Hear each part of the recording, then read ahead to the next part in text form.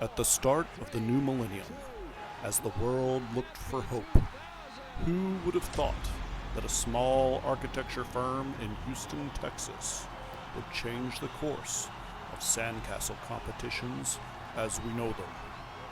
The team at B2HK Architecture was David, facing the Goliaths. But with Ed Cordes at the helm, the B2HK Architecture Sandcastle team became a thing of legend. They were the bad boys of the competition, notorious for their off-color representations of current events in sandcastle form. Success was never about winning awards, it was about making a statement. While others wasted time with awards, this group made the paper twice, in both 2000 and 2001, something that the winners never did. The pinnacle of the B2HK Sandcastle team was certainly the 2001 competition. At the time, Firestone tires had been exploding on Ford vehicles, killing people and resulting in a massive recall. Ed saw an opportunity. The team sculpted a flipped-over Ford Explorer with Firestone tires and an arm hanging out the window with a cell phone clutched in its grasp. It was unlike anything anyone had seen before. It was a hit with the crowd and a darling of the media, as the only sculpture with a photo in the Houston Chronicle. You know, no one else made the paper. No one. After 2001, expectations were high. Star Wars Episode 2, Attack of the Clones, had just been released, so the team decided to do Attack of the Cones, a nod to the poor road conditions and construction found in Houston at the time. Victims of their previous success, however, they had played it safe and lost the magic. Attack of the Cones was unexpectedly tame and a bitter disappointment for the public, which had become die-hard B2HK Sandcastle fans. The team went out in style, though, with the final B2HK theme being Grills Gone Wild. At the time, it was truly next level, both in its execution and its play to the crowd.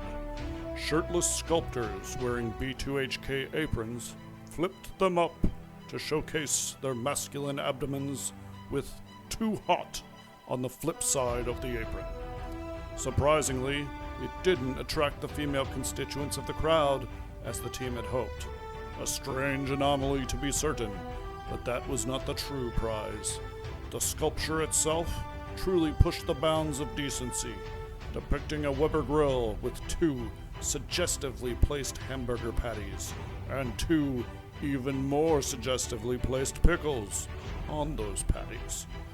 No awards and surprisingly no press, but the team left that day with the satisfaction of knowing that the bar had been raised in numerous respects.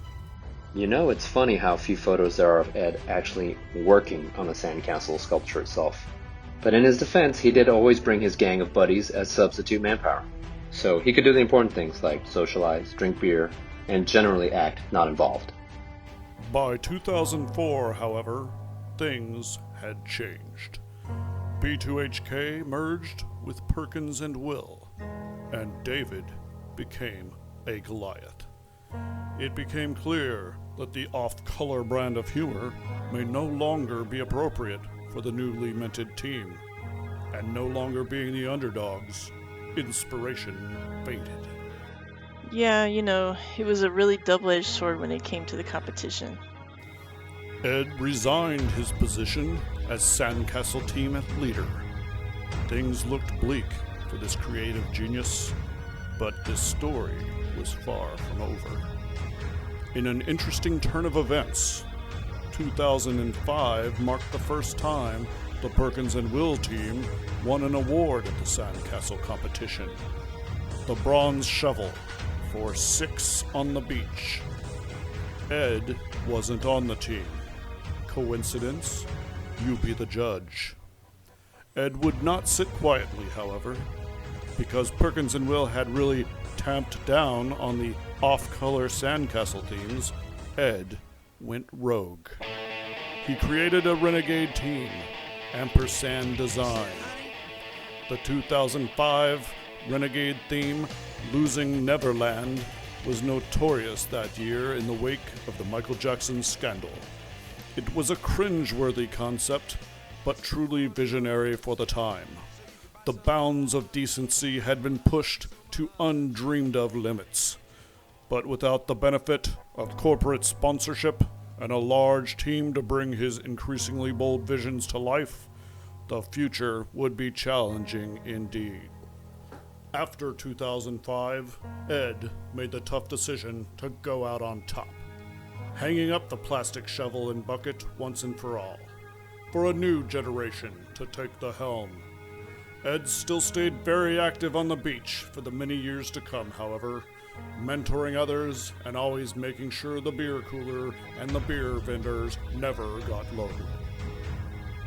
Despite his retirement, Ed's competitive spirit never wavered.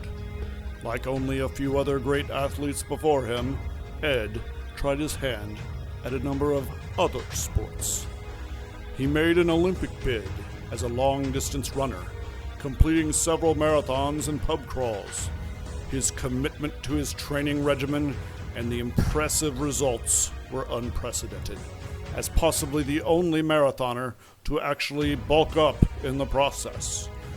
However, an obscure Olympic rule stating that runners cannot actually be served beer during competition undercut his unique running and training style.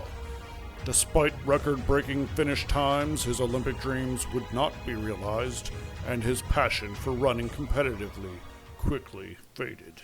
Without a doubt, however, Ed's most memorable second sport attempt was a brief foray into indoor soccer.